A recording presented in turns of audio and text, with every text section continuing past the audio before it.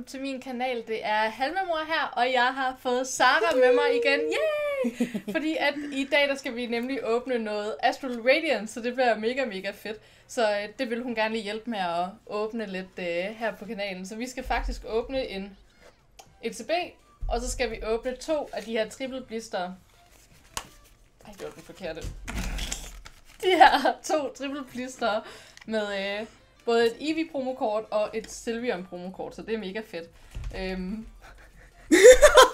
Men i hvert fald så hopper vi bare lidt ud på den anden kamera, og så kommer vi bare i gang med at åbne en masse Astral Radiance. Nå. Så er vi klar til at åbne, og jeg tænker, at vi starter med de her triple blister, så vi får dem lige åbnet, og så kan vi kigge nærmere på mønten og på promokortet. Det er hvem der åbner først. Okay, slap af. Mønten røg ud. Yes, der har vi mønten. Ja. Den er mega sej. Men der er nogen, der får Eevee-mønten, og jeg aner ikke, hvad det er, der gør, at de får den i stedet for. Det gad godt, at både have haft en Charizard og en Eevee-mønt. Det kunne have været sejt. Men de er mega fede. Derom bagved. Sådan der. Og min så var der i hvert fald lige en... Min Charizard. Ja. Sejren, din Charizard. Og så var der lige et kodekort til jer på den ene. Og du kan bare lige give den anden. Masse skud. Fedt, man. Og så har vi Sylveon-kortet her. Cute. Det er virkelig cute. De er meget romantiske, de der artworks. Ja. Og jeg kan allerede se herfra, at du har en swirl. Ja, vis den! Se lige dernede i. Jeg tror, den skal, der er nemlig ikke autofokus på, så nej, den skal sådan være der. Lige præcis. I kan se den allerede dernede. Den er lige der. Ej, den er så smuk. Mega cute i. Det er jo virkelig... Og jeg synes også bare, det er mega cute artworks, begge to. Kan virkelig godt lide dem. De kommer lige derover. Ja, det var vi enige om. Ja. Jeg kunne aldrig lige stille det, så man også kunne se det faktisk. Det var godt sat op. Nu kan man ikke se mine mønter. Togepi made an appearance. Ej, okay. Det var helt galt. Sådan, så er vi klar. Du åbner en pakke, jeg åbner en pakke, du åbner en pakke, jeg åbner en pakke, og så ser vi, om der ikke er noget... det vilde artwork. Ja, jeg synes faktisk, de er virkelig flotte, de her pakker. Ja. Det er det fedeste, synes jeg. Det er de her 2. Det er de 2, der jeg synes, de er mega fede. Vi mangler bare Typhlosion. Ja, det er faktisk rigtigt. Jeg fik Samurott her. Virkelig, de er flotte, de her pakker. Jeg synes virkelig, de er fede. Men du starter bare med at åbne. Jeg skal have 2 af dem her sealed i hvert fald. Ja, ikke mine. Okay. Så om vi får noget godt. Jeg åbner lige pakken herover. Ja, gør det. Og du har jo ikke åbnet så meget Astral Radiance endnu. Så vi får mange af dine første hånds indtryk her. Skal jeg bare vise koden også til dem? Eller du giver bare... der skal være nogle... Den er mig. Ja, så det skal heller ikke være for nemt at tage koden. Der skal være nogle goder ved at se mine videoer. Hvad tror vi på? Okay, jeg tror Fire. Psychic. Okay, nu skal jeg se. Der var ikke nogen af os, der har ret. Nej. Ja, den er faktisk lidt langt væk. Det kan godt være, at jeg lige skal ændre fokus bagefter. Det gør vi lige bagefter. Okay. Du åbner den her pakke, så for et. Det kunne være sindssygt bare lige at starte på et eller andet. Ja, kan man ikke engang se den der lille krab der i baggrunden. Ej, det har jeg faktisk ikke lagt mærke til endnu. Den er mega sød. Ja, det er virkelig cute. Se det! Altså, det er jo det vildeste pull, du kan få i stedet. Ja. Undskyld, det er lidt sløret. Vi ændrer det bare lige bagefter, så... det er også jeg elsker den der. Ja. Jeg synes, den er også bare artworket er mega sejt. Her sidst fik jeg også et spørgsmål på, hvad der var min yndlings Pokémon fra det nye spil der. Og det var også Hisuian Sneasel, sagde jeg. Forståeligt. Ja. Og jeg fik den også i Shiny. Nice. Så var der lige et pull her, jeg synes, det er et af de fedeste trainer galleries. Jeg synes virkelig, også fordi at jeg synes Hollow Foil, den kan bare et eller andet ekstra på den der. Jeg vil se den der. Ja, jeg synes virkelig, den passer godt til. Nu så vi, at det var ikke noget. At det var ingenting. Sindssygt. Ej, den er flot. Og så min tur. Men indtil videre var det der okay. Ja. Jeg har heller ikke fået så mange trainer galleries endnu fra sættet. Men igen, nice. Man har jo allerede set de kort før. Ja, lige præcis. Og der var også lige en kode. Og hvad gætter vi på den her gang? Grass. Jeg sad faktisk også og tænkte grass. Du må gerne sige grass. Okay, men vi havde jo ikke grass. Nej. Okay, så kører vi Sisu. Det var hende, du godt kunne lide, var det? Ja, jeg kan mega godt lide Sisu. Jeg synes, hun er mega sej. Og Kirlia... Canceling Cologne. Sådan vil jeg gerne have. Ja, den er ret sej. Den dufter sikkert godt. Ja, det tror jeg også. Mischievous. Det er altså mega fedt artwork, det her, synes jeg. Jeg synes virkelig, der er mange fede artworks i det her. Men hvilken Pokémon er så din yndlings fra... Fra Arceus? Ja. Altså, Togepi er jo med. Jeg tænker sådan lidt, du ved, fra de nye, man ser. Det ved jeg faktisk ikke med de nye Hisuian. Jeg kan virkelig også godt lide Sneasel. Men også i Shiny, den er virkelig fed. Ja, også fordi man kan se forskel på han og hun. Ja. Den ene har et længere øre end den anden. Det kan jeg mega godt lide, når man kan. Men super fed Eevee artwork også, der var før. Radiant Heatran! Men jeg synes, det er lidt ærgerligt, fordi de er vist ikke så svære at trække, som jeg troede. Jeg synes også, alle har fået dem. Jeg troede, at Radiant det var sådan mega svært at trække, men det er det jo bare overhovedet altså, ikke. Selve... Og ingenting. Altså sådan... Jeg var sådan lidt, fik spurgt også om, jeg kunne lide de kort der. Ja. Og når jeg kigger på, du ved, det der... Ja. Du ved, det er meget federe i virkeligheden. Ja, altså, de er virkelig, virkelig fede i virkeligheden. Jeg men synes, de er altså mega seje. selve, du ved, heroppe, ja. der synes jeg... Ja, selve altså der kan jeg bedre lide, du ved, på Shining Fates og Hidden Fates. Ja. Der synes jeg, det er meget federe. Din tur. Nå ja. Din tur. Så tager vi... Men jeg vil da sige, indtil videre, det er da ret gode stats med 2 pakker, 2 pulls. Det er også mega hyggeligt. Det er lidt hyggeligt at åbne pakker med nogen, så det ikke kun er mig selv, der sidder og åbner altid. Det var ikke ligesom de der Eevee-bokse. Evolutions-bokse. Det var eddermame ikke særlig... Nej, for jeg kan stadigvæk huske det. Det gjorde også ondt i mit der var ikke nogen gode puls. Og ved du hvad? Det var samme story for mig. Altså. Det var så vildt. Heldigvis så var promokortene så fede. Ja, præcis. Så det er det hele værd. Ja. Okay, jeg gætter på Lightning. No, nej, så var det Psychic. Okay. Det elsker vi jo. Ja, så er det altid godt. Det er også det fede ved, at Togepi og Togetic og Togekiss er her. Så føler man, at man puller noget. Jeg har ikke trukket en Togekiss endnu, faktisk. Det var min starter, Jakob. Den er også så sød. Jeg kan virkelig også godt lide Growlite i dens Hisuian-form. Virkelig den er fed. De der, de er også mega cute. Jeg havde dem faktisk i Pokémon Go, og de er faktisk meget større, end man lige tror. Er det rigtigt? Ja, det er bare sådan en stor isklump. Det er også sygt underligt. What? Jeg fik en Radiant lige. Trækker vi bare en Radiant lige streg? What? Ej, så har vi også alle Radiant nu. Ja, det er bare meget lignende. Den er bare så flot. Frøtunge. Er det ikke også dens tunge, tror jeg faktisk? Og næsten lige før det her, det skal blive en pack battle, jo. Ja, det vil du gerne have. Det er dig, der fører nu. Det synes jeg, det er lidt fedt, vi lige trækker sådan 2. Og det er jo fra trepack blisters. Jeg siger det jo. Lige præcis. Jeg plejer ellers aldrig at være heldig med. Jeg får alt for gode hits i. Men nu må vi jo se, om du har valgt de rigtige, fordi jeg har jo valgt nogle det samme sted, så... Jeg kan i hvert fald se, at vi starter med en Eevee. Nå, hvad gætter vi på den her gang? Jeg gætter på Fire. Water. Nå. Water beats fire. Water beats fire. Upsi! Jeg synes, det er mega cute. Jeg håber, jeg trækker dem alle 3. Ja, de er virkelig søde. Kamado. Det er så cute. Heracross. Det der, det er også et mega cute artwork. Også det der. Voltorb. In reverse rare. Den Pokémon, jeg er mest bange for, tror jeg. Især i Arceus, hvor den bare render rundt og kommer løbende sådan. De ser også mega creepy ud, når de har det der, når de er røde i øjnene. Men så... du kan høre deres fodtrin, når de kommer løbende. Det er virkelig creepy, og så har de bare de der lange kløer. Altså, jeg skal ikke bede om det. I Arceus, mega Ursula er mega sød, og så kommer Urswing. Et pull mere! Hisuian Lilligant, Ja. Det er fandme vildt. Okay, er der en pull i hver pakke i de her, så er det altså ret sindssygt. Jeg vil sige, i forhold til, hvor rough pullweighten er på Astral, så synes jeg, at det går ret okay. Og det fede ved de her er jo, at der er Eevee promokort, og altså bare Evolutions, ja, lige de gamle. Lige præcis, det er mega fedt, at de... Som vi havde fra Brilliant Stars. Ja, vi kan godt lide nogle Evolutions. Ja, så det gør jo ikke noget, man får dobbelt til dem jo. Nej, lige præcis, dem kan man altid bruge nogle af. Og I må også meget gerne skrive noget i kommentaren, om I har fået åbnet noget Astral Radiance, og om I har fået pullet noget fedt, og hvad jeres... Jeg ved ikke engang, hvad håber du allermest? Hvad er dit goal pull i Astral Radiance? Altså, jeg har jo mange. Nu har jeg godt nok trukket den der Dialga Aldart, men det var jo en af mine chase kort, og så Palkia Aldarten, og så vil jeg rigtig gerne have Sneasler. Ja. Aldart også. Eller bare et... Den er altså mega fed. Bare en af de kort. Ja. Og så Adaman. Ja, Adaman. I full art så, eller Adaman Rainbow? Ja, han skal, altså helst i full art, fordi så kan jeg se hans farver og det hele. Nu glemte vi at gætte. Jeg gætter på Metal... Det var Adaman, distraherede mig. Lige præcis. Det er godt. Sweet honey. Jeg får mig helt lyst til honning. Det er så vildt artwork, det der. Den lyder virkelig godt i spillet også. Den der musik, den spiller.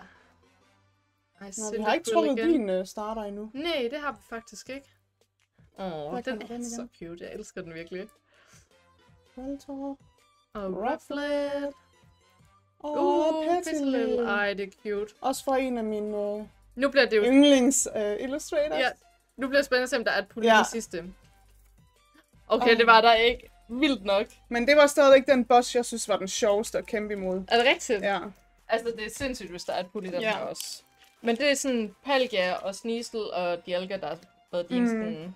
Altså, jeg har super mange, men det er bare lige for at nævne nogle af dem. Altså igen, det her sæt har vanvittigt mange chase-kort for mig. Igen, fordi at der er så mange Pokémon og trainers og alt muligt, der betyder meget for mig. Lige præcis. Nå, hvad gætter vi? Jeg gætter der Water. Lightning.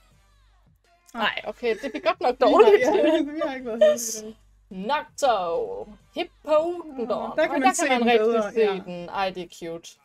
Jeg er jo også begyndt at samle på Pokémon-kort, hvor der er en anden Pokémon i baggrunden. Jeg synes, det er mega hyggeligt, når man sådan lige kan se dem i baggrunden. Det vil faktisk være en mega sjov samling. Ja, det er nemlig mega sjov. Jeg har et Diglett-kort, men man skal virkelig kigge længe på kortet og tænke, hvorfor har du det der i din Diglett-samling? Det kan du lige se dem i baggrunden. Lige præcis. Det er sådan altid lidt sjovt, det der med, når det er sådan lidt sværere. Og det der, det er så cute, et artwork. Jeg elsker det. Men igen, jeg elsker alle de former for Pokémon-samlinger, man kan have, fordi... Så flot. Der var et pulli i hver pakke. Det var en vild en, den der. Sindssygt. Det var en vild en. Det er fandme et godt V-star. Ej, det er det virkelig. Men det var jo faktisk blisterne. Så skal vi ind i den her bad boy. Ja. Mine chase-kort er helt klart, jeg synes Starmie V Trainer Gallery-kortet er så fedt. Og det er helt klart en af dem, jeg... Men jeg synes stadigvæk, at Psyduck og Togepi skulle have været på kortet. Ja, same. Og så synes jeg, Beedrill, alt arten, synes jeg er den der blomstermark der. Ja. Jeg tror helt klart, det er min sådan chase-kort. Okay, skal vi lige se, jeg kan lige tage låget her. Jeg synes virkelig, de er ved at være flotte, de her låg. Okay, den er meget pænere. Ja, det er virkelig flot med alt det der. Prøv lige at se, hvordan det skinner. Okay, altså fordi jeg synes ikke, det her det er pænt. Nej. Jeg synes, men det den er virkelig flot. Det er faktisk pænt. Prøv lige at se farverne, hvordan de bare springer ud. Den er sådan nærmest hot pink. Ja. Fordi den er så rød. Leaves. Øj, de er flotte. De er mega fede. Jeg overvejer også at køre Darkrai deck, så det er jo... Nå, så skal du jo. Lige skal du have det her. Og skal vi lige se, hvordan terningerne ser ud. Prøv lige at se den der ene terning. Okay, nu bliver jeg nødt til at købe den der helt og en masse pakker. Fedt, mand. Og så er det jo din tur. Okay. Jeg valgte den her. Skal I lige se, hvad for nogen jeg valgte. Jeg fik faktisk ikke 2 ens, så var helt tilfældigt. Jamen, jeg tog også med vilje 2 Dialga. Ja, okay. Jeg starter med... Se om vi er lige så heldige i ETB'en. Kode kort. Yes. Det kunne være sindssygt, hvis vi trækker et alt-art. Det kunne være vanvittigt. Ja, det kunne virkelig. Men hvis vi trækker Adamant, så begynder du at græde, fordi at... Okay. Jeg trækker bare min chase-kort hos dig. Det ville være så øv. Fordi det er ikke engang løgn. Du trækker altid min chase-kort. Heavy Ball. Til jer, der spiller, så bliver denne her sindssyg i TCG-spillet. Den er ret vild. Heavy Ball. For den gør nemlig det, at du må se dine prize cards, og så må du tage en basic Pokémon fra dine prize cards og skifte ud med den der. Det vil sige, du får lige at se alle dine prize cards, samtidig med, at du må tage en Pokémon og skifte ud med den der. Det er ret vildt. Jeg kan godt lide, at du lige brugte min hånd som kortstander. Ja. Men den ser også tung ud, den der. Lige præcis. Det var en heavy ball. Ej, det er også cute. Kricketot. Sejren! Der fik vi Petalil igen. Det der, det er også mega sejt. De er bare lidt sjove, for de har bare sådan en mega stor næse. Ja. Mischievous. Er vi klar? Ja, kom med det. Og en kode. Hvad gætter vi på? Jeg gætter lightning. Grass. Okay. Wow! Er det første gang, det er første gang, jeg gætter det. Okay, switch. Bisharp. Det er så cute. Jeg tror, der er noget i den her. Ja. Det kunne man godt lige se. Akkurat! Nå, nu fik du din star. Nej, det var ikke... Jo. Det var det nemlig. Det var det. Hornier. Igen, det er så cute, det der. Ej. Double hits. Og nu har du faktisk alle 3 Radiant. Ja, og dem har vi trukket i en video. Ja. Okay, det er faktisk sådan lidt sindssygt. Jeg har snart ikke plads til standerne derovre, fordi det er bare væltet ind med pulsene. Den er altså mega flot. Jeg synes også, det er fedt, at det der, og det er jo også det samme med Trainer Gallery, at man har mulighed for at trække noget på reverse. Ja, fordi at det giver lidt sådan, ekstra. Ja, det kunne være endnu sjovere, hvis den bare kunne lægge hvor som helst. Ja. Så man sådan bare lige pludselig kunne trække et eller andet vildt. Men altså, jeg synes, den Eevee, der kommer, Radiant Eevee, den er så bare flot. Også Venusaur. Ja, og Charizard og Blastoise, det glæder mig vildt meget. Det bliver mega grineren. Jeg glæder mig i hvert fald mega meget til Pokémon Go-sættet. Jeg prøver at se, om jeg kan holde lidt igen, fordi jeg skal også prioritere, hvad for nogle sæt, jeg hvad man lige bruger penge gerne vil købe ind i. Ja. Det er også derfor, jeg tror ikke, at jeg kommer til at åbne så meget mere Astral Radiance. Og så bliver det Pokémon Go-sættet i stedet for. Okay, jeg gætter Psychic. Så siger jeg ild den her gang. Nej. Okay, vi gætter aldrig. Og du har gættet én gang. Det er godt, vi ikke laver Roxanne. Get Battle. Killian! Står lige og strækker sig lidt der. Mega random. Ja. Også fordi den er i full art også. Det er sygt underligt. Og så man kan lige se Sneasler i baggrunden. Ej ja, det har jeg faktisk ikke lagt mærke til. Arceus, eller et der. Ja, det har jeg aldrig lagt mærke til faktisk. Men det er selvfølgelig ikke så men meget også nogle af kortene har faktisk også, du ved, hvis du kigger i landskabet, så kan du genkende det fra spillet. Ja, det er mega sjovt i hvert fald. Drifblim. Og ingenting. En bidronning. Og en ko. Go Nana, nu kommer der et pool. Okay, hvad gætter vi nu? Jeg gætter Fire. Psychic. Wow. Eller ikke. Så dårligt til det der. Det er helt vildt. Sisu. Killian. Canceling Cologne. Jeg vil ønske, at jeg kunne finde ud af det der med at male på kort. Ja, det er vildt noget af det folk, de laver. Fordi man kan lige pludselig lave et common kort, mega interessant. Ja, lige præcis. Den er fin. Ej, virkelig fin. Ej, den er flot. Ja, det er jo min yndlings af de tre.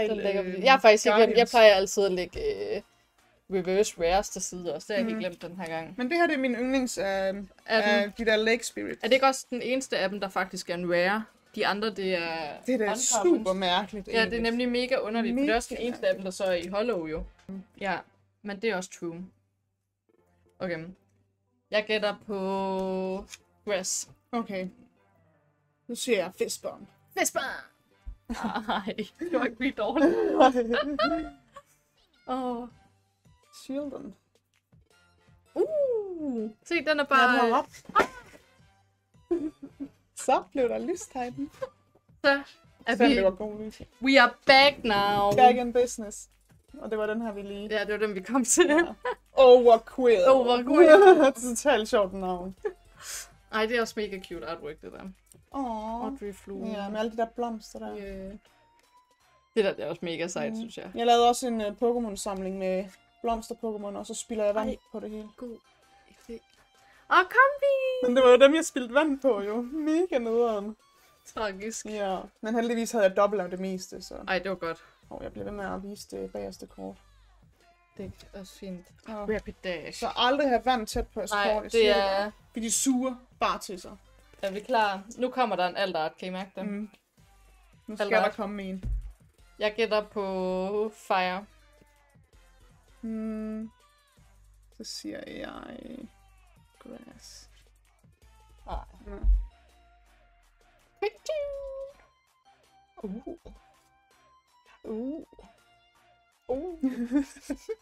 Så spændende. Så spændende. Ej, se der er træneren. Det er også mega cute. Der er godt nok mange Cyndaquil i. Ja, det synes jeg også. Og en Glameow. Ingenting. Faktisk Glameow, ikke? Ja. Jeg var i gang med at shiny hunt den. Og så ender det så med, når jeg er færdig, at finde ud af, at jeg har 2 af dem. Ja. Fordi der var åbenbart spawnet en lige efter, jeg havde fanget den første. Nej. Men jeg troede, det var, fordi den var hoppet ud af sin bold. Nej. Men, så den har jeg 2 af. Vildt. Ja, så kan jeg udvikle den ene til Purpley. Purpley. Det er og du gættede jo rigtigt, hvad den skulle hedde. Kan du ikke huske det? Jo. Om det. Purpley. Ja, Ursula. Det siger jeg ja, som om jeg har gjort det. Det har jeg ikke. Ja, det er bare totalt sjovt. Jeg ved bare alt om det. Okay, jeg gætter på Water. Darkness. Så var det Psychic. Det så I ikke. Det så I ikke. Så ikke, hvad det var i hvert fald. Nej. Energy Lotto. Overquill. Bergmite. Hippopotas. Cyndaquil. Der er godt nok også mange cyber i. Ja, bronzer. Den havde vi ikke set komme. Nej! Du kan jo godt lide den. Ej, det er så cute. Ja. Og prøv at se artworket. Prøv at se, hvad den står og kigger på. På maden. Ej, ja. Ej, det har jeg aldrig lagt mærke til. Det er sgu da derfor, den ser sådan ud. Lige præcis. Det er fordi, er det en kage, som er formet efter dens ansigt? Jeg håber bare, det er en kage. Den tænker bare, min ven, hvad laver du der? Ej, lige og så præcis. har den sin hundesnacks der. Ja. Ej, hvor sindssygt. Det vidste jeg faktisk. Nej, det er virkelig... Kan I godt se det? Der er lige det der hoved der. Det er virkelig lidt Der sjovt. er ørerne af det. Ja. Ej, okay. Så får du en alt-art i din ETB. What? Hvor vildt. Og så var det en dobbelthitter. Ej, en vild pakke. What? Det er så heldig, jeg har aldrig mine ETB'er. Ja, jeg føler bare, at vi altid er heldige. What the? Ej, og der fik jeg lige helt varmen. Prøv lige at se der. Ej, hvor er det? Ej. Det var faktisk også den der og Beedrill, synes jeg er de flotteste alt-arts, der er i... Er det ikke Basculin? Ej jo, der var jeg helt tæt på mikrofonen. Ej, wow. Ej. Men det Tak, er ikke, fordi du lige puttede det. men det er ikke lige den, der er på min chase-kort, fordi den der Lilligant, der det er lidt Peter Pan-agtigt. Men den, Det er rigtigt, men det kan jeg måske godt lide. den bare. Jeg kan måske godt lide, at det bliver sådan lidt eventyragtigt, Ja. men den er godt nok dårligt centreret. Ej, det havde jeg slet ikke lagt mærke til. Nej, det havde jeg heller ikke før nu. Men, den er, men Men jeg vildt kan godt lide, alligevel. at den bliver sådan lidt eventyr. Det bliver sådan lidt Bambi-vibes-agtigt. Det kan jeg godt lide. Men altså, jeg synes jo, den her og Beedrill, den synes jeg jo er federe end Ej, men det var Palkia. fedt. Var det her en af dine chase-kort? Der? Ja, altså jeg den ved, havde at jeg der helt er glemt. mange- Denne her og Beedrill, det var helt klart de fedeste alt-arts, jeg synes, der er. Fordi der er virkelig mange, der er... Altså, deres chase-kort, det er bare alle Lilligants. Ja, men den bliver vist også okay spilbar, faktisk. Men super flot kort, altså. My God. What? Vi æder med i den her video. Hvad sker der i forhold til, hvor rough folk de siger pull raten er? Så synes jeg... Og især i ETB'er. Ja. Men igen, nu skal jeg have en ETB, og så ender det med at åbne, og bare bliver pisse. Altså, jeg synes altid, vi er heldige i ETB'er. Det synes jeg. Okay, sidste pakke. Last pack Magic, selvom jeg føler, vi har fået Magic nok. Kan vi? Ja, vi kan. Okay, sindssygt. 1, 2, 3, 4. Hvad gætter vi så nu? Jeg gætter Water. Nu kommer fistbump. Ej. Det kunne altså være godt, hvis vi lige slutter af på en faktisk gættede Som vi rigtigt. har gættet rigtigt. Togekiss! Jeg har stadig ikke trukket Togekiss. Og den mangler vi. Den mangler vi. Så må den komme her. Ja. Altså, jeg har fået af en, fik jeg i reverse Togekiss, men jeg har ikke selv pullet den endnu. Så det vil jeg gerne. Det kan jeg godt forstå. Ja. Du skal have det i sammenhæng. Ja, lige præcis. Teddy Ursa. Der kan jo ikke være mere i. Det er næsten ligegyldigt at åbne den her. Ja, okay. Nej, men Så Glacier! på en Evolution. Ja, så det er altid fedt med en Glacier. Skal vi lige gå igennem og se, hvilke puls vi fik? Fordi vi fik jo faktisk rigtig mange, så det er lidt sejt. Vi fik, var det kun et hollow-kort, vi fik? Det må det jo have været. Det er faktisk rigtigt. Det er faktisk lidt vildt. Og altså et mega fedt hollow-kort. Så det klager vi ikke over. Og skal vi se, fordi nu satte vi dem jo op, så vil du starte med at vise din puls? Ja. Så. Nana, hun fik skaffet sig en Radiant Greninja. Oh yes. Og en Character Rare Frostmoth. Eller Den er så flot. Trainer Trainer Gallery. Gallery, som det jo så hedder. Ja. Den er så fed. Og den der, hvor jeg ikke vidste, at... Ja. Og så dagens pull. Ej, Det må så være flot. dagens pull. Ej, hvor er det flot. Sådan stiller Ej, jeg hvor er det her. vildt. Og skal I se min side? Det kan jo godt være, at vi blandte det lidt sammen. Det kan jeg faktisk ikke Nej, huske. jeg tror, du fik flere puls, gjorde du ikke? Jo, det kan godt være. Det kan godt være. Men vi fik i hvert fald en Beedrill V. Og en Radiant Haluja. Også mega sejt. Og en Hisuian Samurai V-Star. Så vi fik da i det mindste en V-star. Det er rigtigt. Så fik vi faktisk også den almindelige Hisuian Lilligant V. Og så fik vi Radiant Heatran, så vi fik alle Radiant-kortene. Så det er faktisk lidt sejt. Og så, det var selvfølgelig bare promokortet. Sylveon. Så det var mega sejt. Akavet. Men i hvert fald så siger jeg dig 1000 mange tak, fordi du gad at hjælpe med at pulle, især når du bare puller alt arts til Nu mig. håber jeg ikke alt mit held, det er blevet Det er brugt opbrugt på den her. her video. Ja, husk, I må meget gerne stadig skrive i kommentaren, om I har åbnet noget Astral Radiance, og om I har trukket noget mega godt. Det bliver mig, Sara og Togepi rigtig glad for. Og så vil jeg sige 1000 tak til, at du gad at være med. Det var mega hyggeligt. Det var hyggeligt at være med. Det var godt. Det var godt. Og så, ja, husk at like, husk at abonnere og alt det der, hvis du har lyst til det. Og så ses vi bare i den næste video. Tak fordi I så med.